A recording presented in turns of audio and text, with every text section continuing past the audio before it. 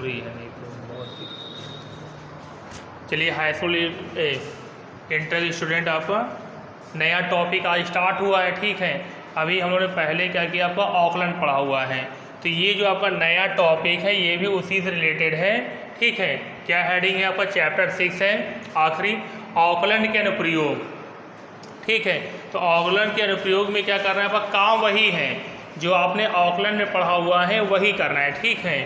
तो ध्यान रखिए ऑकलैंड में हम लोग कम से कम 5 चीज़ें पढ़ेंगे, ठीक है। ऑकलैंड में आपकी कितनी चीज़ें पढ़नी है, आपका 5। जैसे पहला है तो पहले वाले व्रत के क्षेत्रफल वाले सवाल होते हैं, तो वो पहली एक्सरसाइज है। दूसरी आपकी जो एक्सरसाइज उसमें आपको वर्धमान और ह्रासमान पर में पढ़ना है, ठीक। जो आपकी सेकेंड एक्सरसाइज है उसमें आपके यहाँ है वर्धमान और ह्रासमान पर में, ठीक। तीसरे वाले में हम लोग ये पढ़ेंगे, तो तीसरे वाले में क्या पढ़ेंगे, आपका स्पर्श रेखा और अविलंब। जो तीसरी एक्सरसाइज है वो क्या आपकी स्पर्श रेखा और अविलंब। चौथे में हम लोग क्या पढ़ेंगे, तो चौथे में पढ़ते हैं आपका सन्निकटन होता है, ठीक। सन्निकटन एक आपकी एक्सरसाइज थी, वो पढ़ेंगे। पाँचवें में हम लोग क्या पढ़ेंगे, तो उच्चिष्ट और निम्निष्ट। तो ध्यान रखिए ये जो टॉपिक है करना आपका ऑकलैंड ही है, लेकिन ये थोड़ा सा कठिन होगा और इम्पॉर्टेंट। तो सबसे पहले हम पढ़ने जा रहे हैं आपका स्पर्श रेखा। स्पर्श रेखा का ये फिगर होता है, ठीक। ये आपका वक्र है और ये किसी न किसी बिंदु पे क्या कर रहा है, आपका छू रहा है।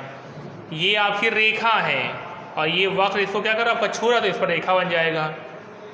अब हम लोग जब यहाँ सवाल पढ़ेंगे तो आपके हर सवाल में वक्र लिखा होगा, तो आपको पता होना चाहिए सर ये वक्र क्या होता है। तो मैंने आपको बता दिया है, अगर कहीं पर भी आपके सवाल हर सवाल में लिखा होगा वक्र, तो वक्र का मतलब होता है आपका या तो वृत्त होगा, या परवलय होगा, या दीर्घवृत्त होगा, और या फिर अति परवलय। वक्र आपके 4 टाइप के होते हैं, ठीक है। ये आपने फर्स्ट ईयर पढ़ा हुआ आपका, ठीक है, फर्स्ट ईयर। वृत्त, परवलय, अति परवलय और या फिर दीर्घवृत्त, ठीक। तो इससे हमें मतलब नहीं, हमें तो सवाल का आकलन करना है, तो वक्र हो गया। तो ये फॉर्मूले हैं। प्रवणता का ये फॉर्मूला होता है, झुकाव या कोण का फॉर्मूला ये होता है, स्पर्श रेखा का फॉर्मूला ये होता है, समांतर होने की कंडीशन क्या होती है आपकी, m1 बराबर m2, तो दोनों प्रवणता निकाली, ये हो गया, ठीक। तो ये सारे क्या हैं आपके फॉर्मूले। थोड़ा सा ये ध्यान रखिएगा, ये लिखा है आपका dy/ds और ये सफिक्स में लिखा हुआ है आपका x1 y1, dy/ds और सफिक्स में क्या लिखा आपका x1, y1। तो ये आपके फॉर्मूले हैं, इन फॉर्मूलों को आपको अच्छी तरह से याद करना है। ऐसे ही आते हैं आपका अविलंब। तो अविलंब का फिगर देखिए ये बना हुआ है।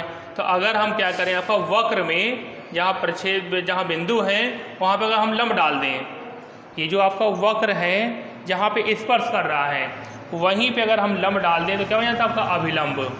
अविलंब में केवल 3 फॉर्मूले, इन फॉर्मूलों का भी वैसे हो जाता है।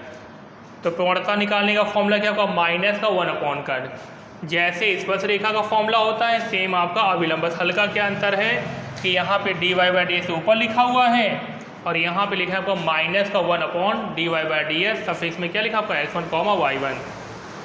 तो प्रवणता का फॉर्मूला, कोण का फॉर्मूला और ये आपका अविलंब। तो ये मैंने स्पर्श रेखा और अविलंब के फॉर्मूले लिखाए हैं, इसको आपको फेयर में कर रहा हूँ, अच्छी तरह से याद कर लीजिएगा, ठीक है। बहुत इंपॉर्टेंट चैप्टर अब आपका स्टार्ट हुआ है, कठिन चैप्टर है। और अगले टर्न पे फिर हम ये एक्सरसाइज आपकी तीसरी होगी उसको स्टार्ट करेंगे।